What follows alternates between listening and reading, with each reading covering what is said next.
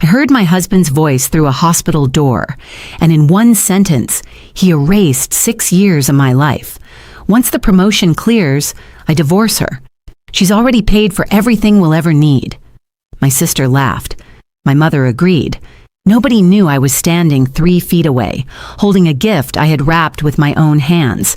I didn't cry. I didn't scream. I turned around, walked back to my car, and started building the kind of ending they never saw coming. My name is Adeline, and this is the story of how the people who were supposed to love me most tried to erase me from my own life, and how I made sure they'd never forget my name again. For most of my life, I was the reliable one, not the favorite, not the golden child, just the one people counted on when something needed to get done, paid for, or quietly fixed. My younger sister, Deline, was the one who got the soft voice from our mother, the extra patience, the benefit of every doubt. I was the one who got told to be understanding, to be the bigger person, to let things go. I told myself it didn't matter. I had built a life that felt solid from the outside. A marketing director job I'd worked 11 years to earn, a townhouse in Denver with a garden I actually kept alive, and a husband, Weston, who used to look at me like I was the answer to a question he'd been asking his whole life. We got married when I was 28. The first few years were good, genuinely good, not the kind of good you have to convince yourself of later. Weston worked in commercial real estate, chasing a promotion to senior partner that always seemed to be one deal away. I supported that chase. I picked up more of our shared expenses when his commissions were slow. I told myself that's what partnership meant. Then came the years of trying for a baby, 3 miscarriages, 2 rounds of fertility treatment that drained both our savings, and something harder to name. Somewhere in that stretch of appointments and waiting rooms, Weston started pulling away in small increments I didn't want to notice. Fewer questions about how I was doing. More late nights, he called, closing dinners. A new habit of stepping out of the room when his phone rang. I told myself marriages go through seasons. I told myself grief does strange things to people. I told myself a lot of things because the alternative was looking directly at what was actually happening, and I wasn't ready. Deline, meanwhile, was living the life our mother had always quietly wanted for one of us. She was 26, unmarried, and had spent the last year being vague about a relationship she refused to name. When she announced she was expecting, our mother, Karen, treated it like a miracle. When I had lost pregnancy after pregnancy, Karen had treated it like an inconvenience I should stop dwelling on. Some women just aren't built for that, she told me once, stirring sugar into her coffee like she hadn't just handed me a wound with a spoon. I never asked Deline who the father was. She never offered. I assumed. The way you assume things about people you've stopped expecting honesty from, that she had her reasons, and that eventually I'd find out along with everyone else. I had no idea how close to home the answer actually was. Looking back now, there were smaller signs I brushed past without letting myself examine them too closely. A perfume that wasn't mine, lingering faintly on one of Weston's jackets, which I convinced myself was probably from a crowded elevator or a client meeting, a weekend work retreat. He attended alone that had no hotel confirmation email I could find when I went looking for the itinerary to plan around it. A period of about 4 months where he started keeping his phone face down on every surface, a habit so small I almost didn't notice it had started at all. I wasn't oblivious.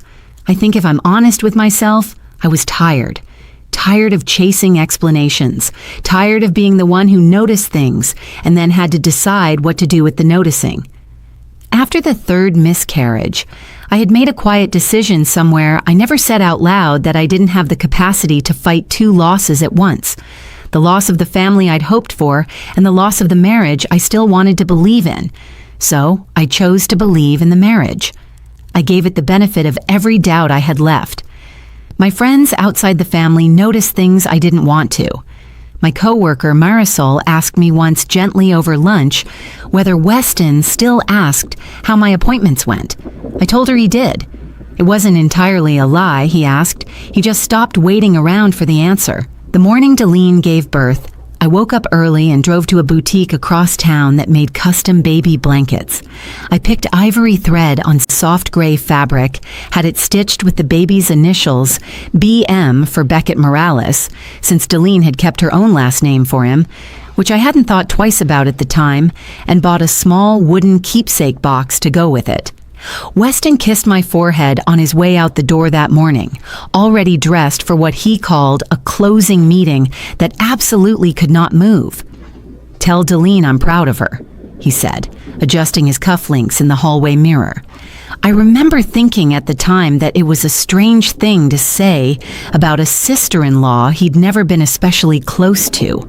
I filed it away the way I filed away a lot of things back then. Noticed, then set aside. The maternity floor at the hospital smelled like antiseptic incarnations. I signed in at the front desk, gift bag in hand, and made my way toward Delphine's room with something that felt for the first time in a long time like hope. I wanted to hold my nephew. I wanted to feel like part of something again. Delene's door was open a few inches. I slowed my steps, not to eavesdrop, but because I heard a voice I recognized instantly, and it stopped me cold. Weston, not at a closing meeting, not anywhere near his office, standing inside my sister's hospital room, sounding more relaxed than he'd sounded with me in months.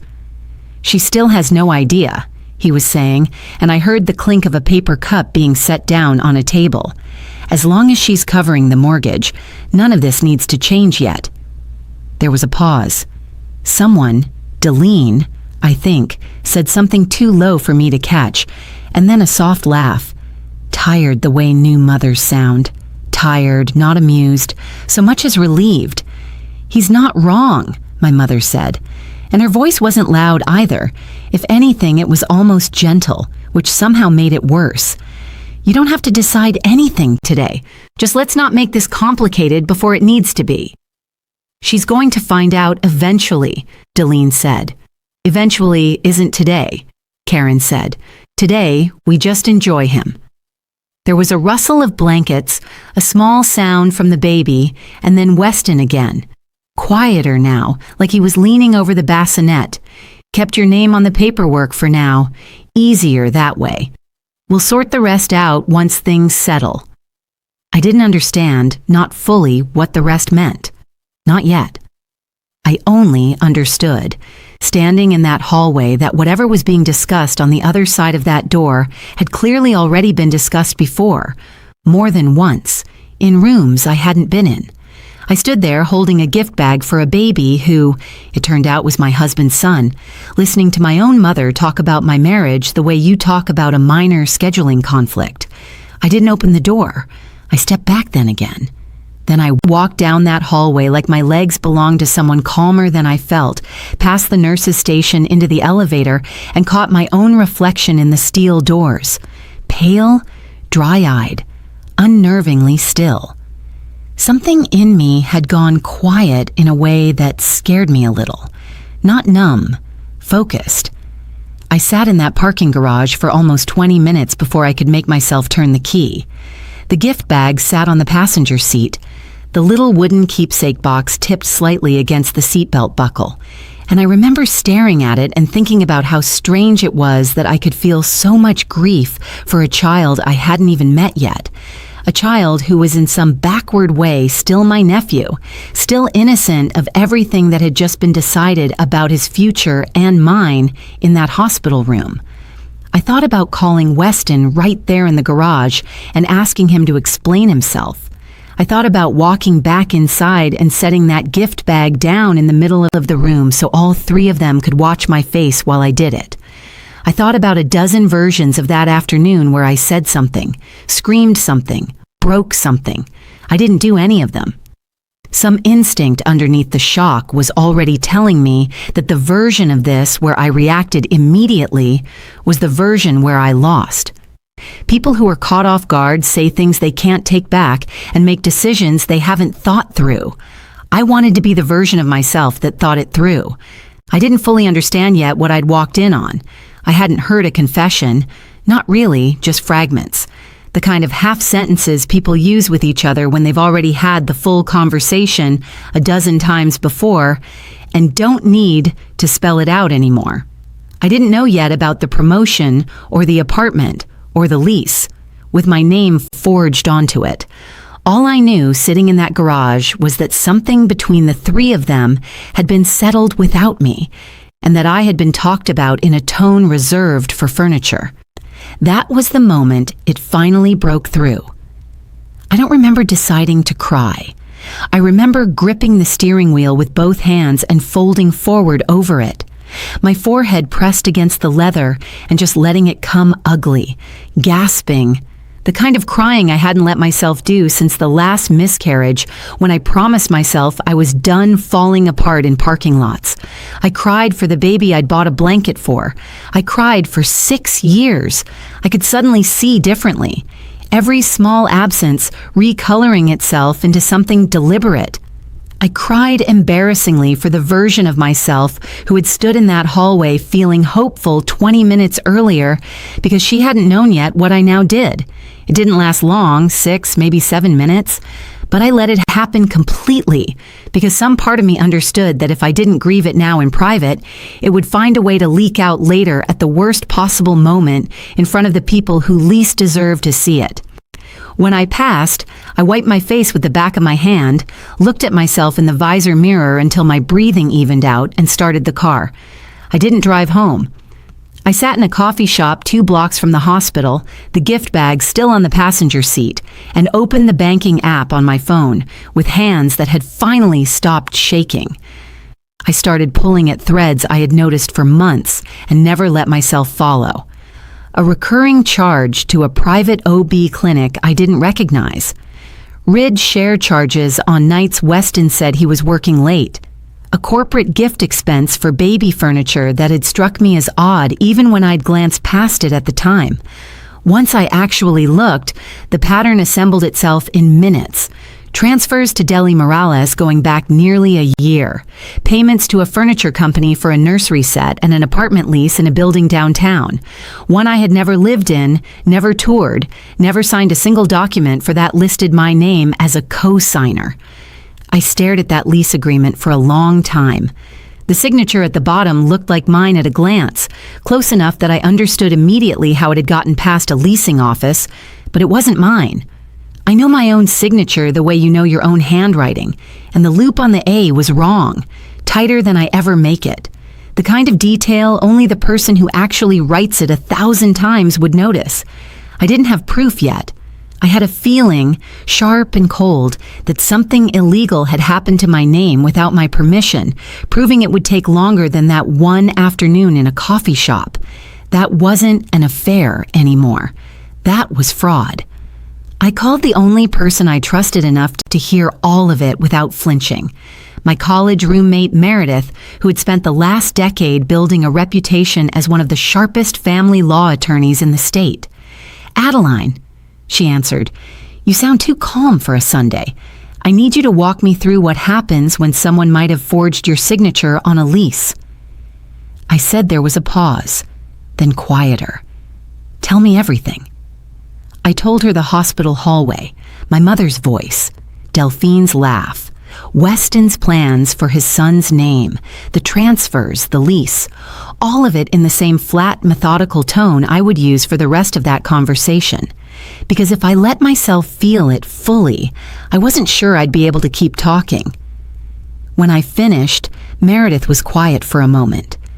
"This isn't just a broken marriage," she said finally. "This is financial fraud, identity misuse, and a plan that's been running behind your back for the better part of a year.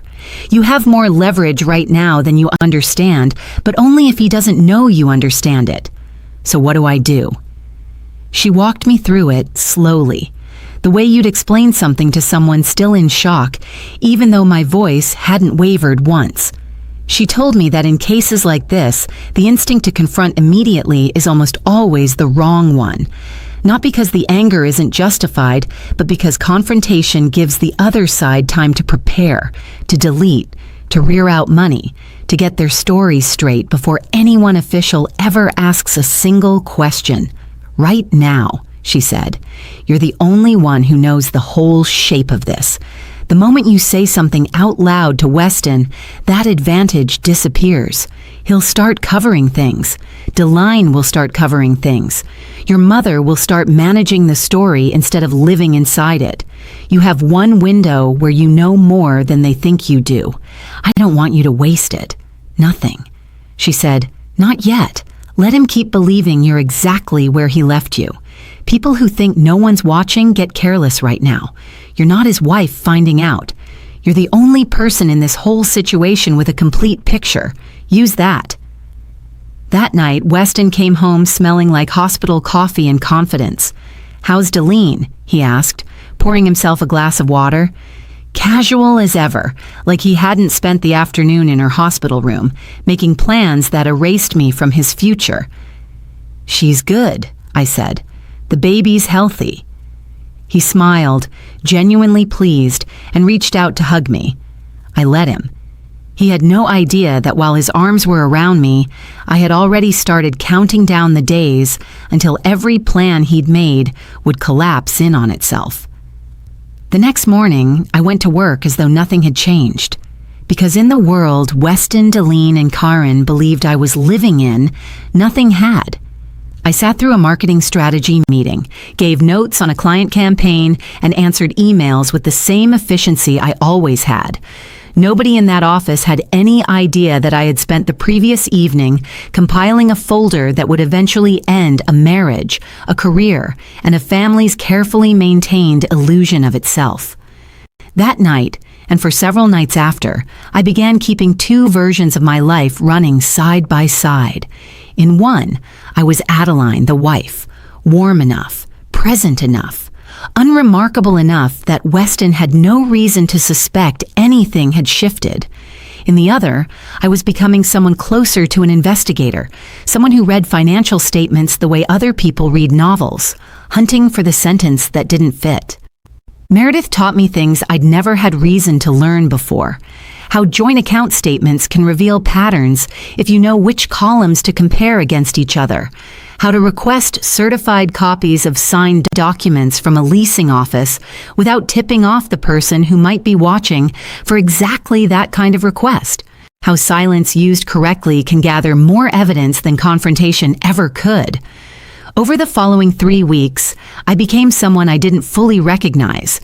Patient, observant, unbothered on the surface, and relentless underneath it. I kept showing up to family dinners. I kept asking polite questions about Beckett. I kept smiling at my mother across the table while she praised Eelfine's glow and asked me in the same breath whether I'd made peace with not having children of my own.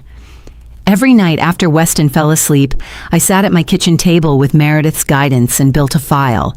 I found 4 separate transfers from our joint investment account into a private account under Deline's name, totaling just under $60,000 over 10 months. I found text exchanges Weston had accidentally left synced to our shared cloud storage, a mistake made by a man who had stopped being careful because he assumed I'd stopped paying attention.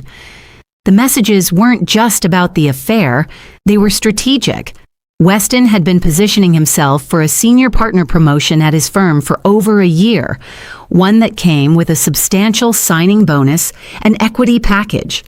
In one message to Deline, he'd written that he needed to keep things stable at home until the promotion cleared, because a messy divorce before the deal closed could cost him the position entirely.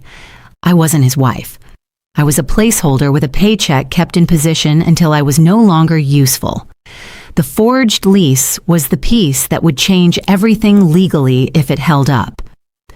Meredith sent the documents to a forensic handwriting examiner she'd worked with before and warned me not to expect a fast answer. These things, she said, usually took several weeks, sometimes longer, because a real comparison meant pulling years of my authentic signatures from bank forms, tax filings, and old paperwork, and matching stroke pressure and letter formation across all of it, not just eyeballing 2 documents side by side. It took 19 days. When the report finally came back, it was unambiguous. The signature on the lease was not mine and showed patterns consistent with tracing rather than natural handwriting. Close enough to pass a leasing office that wasn't looking hard.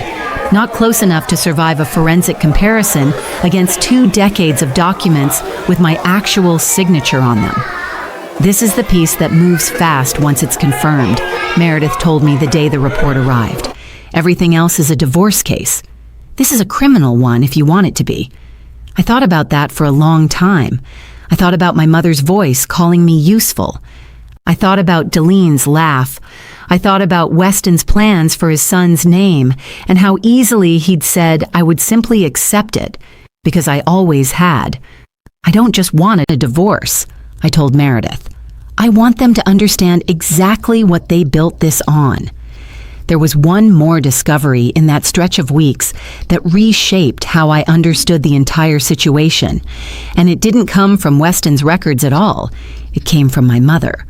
While going through some old family paperwork, looking for a document unrelated to any of this, a property deed from my late father's estate that Karen had asked me to help locate, I found a folder of my mother's old bank statements from nearly 15 years earlier, tucked into the same filing box out of habit more than organization.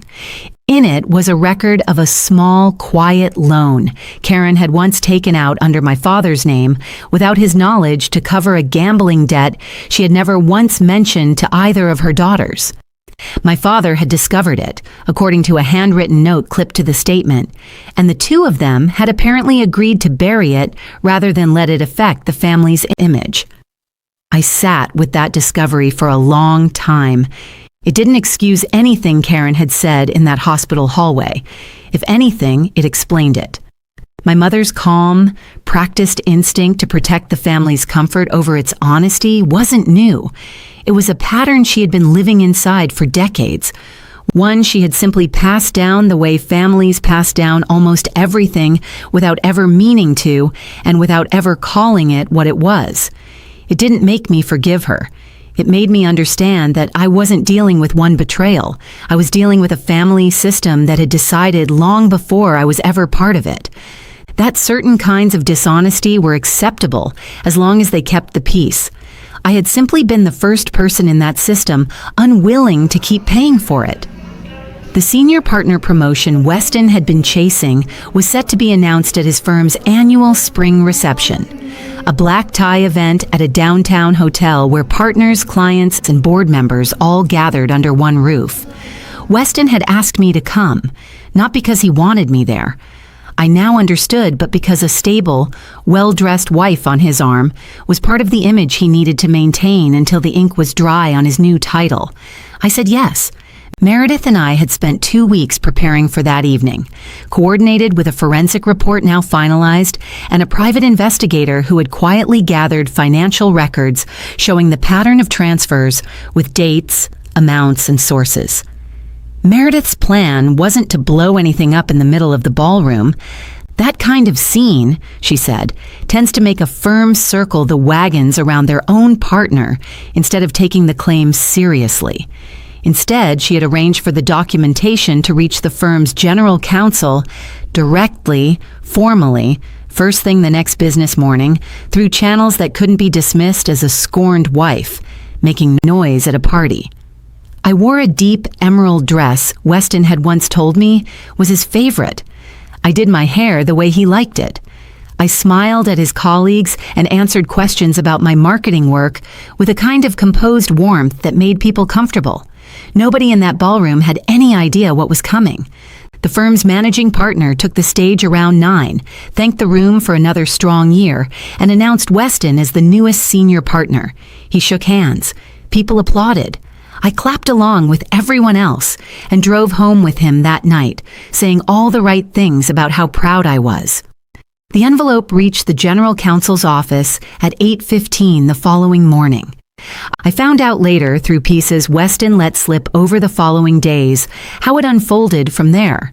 The general counsel called him in that same afternoon, not with accusations, but with questions. Routine sounding at first, about a joint account and a lease agreement that had surfaced in a compliance review. Weston answered carefully, certain it would blow over. It didn't. Firms that finance large commercial deals live and die by their credibility with banks and regulators, and a documented forgery connected to a new partner's personal finances wasn't something legal could simply set aside once it had been formally flagged. 3 days later, Weston was placed on administrative leave pending an internal investigation. A week after that, the investigation turned up a second unrelated inconsistency in one of his old expense reports, a detail that had nothing to do with me, but that made the firm's decision considerably easier once they were already looking closely at everything else in his file. By the end of that second week, his position had been terminated outright, the senior partner title revoked before it had even appeared on a single piece of letterhead. I didn't confront Weston during any of it. I let the firm do what firms do quietly, methodically, and without a shred of sentimentality. By the time his termination was final, 3.5 weeks after that reception, he'd stopped bothering to pretend that compliance review was routine. He came home the night he was let go, pale in a way I'd never seen on him, and finally asked me directly whether I knew anything about it. I know everything, I said. The transfers, the apartment, the lease with a signature that isn't mine. Deline, Beckett, all of it. I have for weeks. I watched something in his face rearrange itself in real time. Confidence giving way to something closer to panic. Adeline, I can explain. You don't need to, I said. I already have the explanation. It's in a file. Several files, actually. I filed for divorce that same week with the forged lease documentation attached as an exhibit. Meredith had also, at my direction, forwarded a formal notice to the leasing company's fraud department, which triggered its own separate investigation into how a signature that didn't match 6 years of my banking records had been accepted without verification. The leasing company, unwilling to absorb liability for a documented forgery, moved quickly to terminate the lease altogether, which meant that within a month, the apartment Weston and Deline had built their imagined future around no longer existed for either of them. The family dinner, where everything finally surfaced in full, wasn't one I planned. It was Beckett's naming ceremony 3 weeks later, hosted at my mother's house, where I showed up because Meredith advised that appearing composed and present would say more than staying away ever could. Deline was radiant, holding her son, accepting compliments about how well he was feeding, how come he was for a newborn. My mother stood beside her, glowing with a kind of ease I rarely remembered her having around me. I waited until the toast began. When my mother raised her glass and said something about how grateful she was that everyone who mattered had found their way to this moment, I raised mine too. To family, I said, and to everyone who worked so hard to build one, using my name, my accounts, and a signature on a lease that wasn't actually mine. The room went silent in the specific way rooms go silent when something true has just landed, where no one expected it to. I didn't raise my voice. I didn't need to. I simply set my glass down, thanked my mother for hosting, and told her I hoped the three of them had found what they were looking for, because I finally had. Then I left. Karen called my phone 11 times before I reached my car. I let every call go to voicemail. The messages she left ranged from furious to pleading, each one circling the same core complaint, that I had embarrassed the family, that I had chosen a terrible moment, that I hadn't given anyone the chance to explain. Not one of the 11 messages contained an apology. Not one of them asked how I was doing. Even in the wreckage of what she and my sister had built, my mother's first instinct was still damage control for the family's image, not concern for the daughter standing in the middle of it. Deline texted once hours later. You didn't have to do that in front of everyone. I read it twice, then set the phone down without responding. There was something almost fitting about the fact that her objection wasn't to what had happened, only to the fact that it had finally been said out loud in a room where she couldn't control how people would look at her afterward. The divorce moved faster than either of us expected, largely because Weston no longer had the resources or the standing to fight it. The forensic evidence around the forged lease and the undisclosed transfers gave Meredith more than enough leverage to secure a settlement that reflected exactly how much of our shared life had, in fact, been funded almost entirely by me. I kept the townhouse. I kept my retirement accounts untouched. I received a settlement that accounted for the $60,000 quietly diverted to support a family I hadn't known existed. The lease company's fraud investigation moved separately and slower, but it moved. Weston was left facing consequences that extended well past our marriage. Consequences that had nothing to do with me anymore, and everything to do with choices he'd made, believing no one was paying close enough attention to notice. Deline and I have not spoken since the naming ceremony. My mother has called a handful of times, each message some version of asking me to let bygones be bygones for Beckett's sake. I don't return them. Beckett is an innocent child who didn't choose any of this, and none of my anger belongs to him. But being gracious toward a baby and reopening a relationship with the adults who built his existence on my back are two very different things. And I'm no longer interested in confusing them. I moved 6 months later, not far, just to a quieter part of a city, into a smaller place that belongs entirely to me, filled with furniture I chose, without asking anyone's opinion. I started running again, something I'd given up during the fertility years. I took on a leadership role at work that I'd been quietly declining for 2 years because I hadn't wanted to disrupt a marriage that, it turns out, had already been disrupted for a very long time. Some mornings, I still think about that hospital hallway, the version of me standing there with a gift bag, still hopeful, still trying. I don't regret that she existed. I just don't live as her anymore.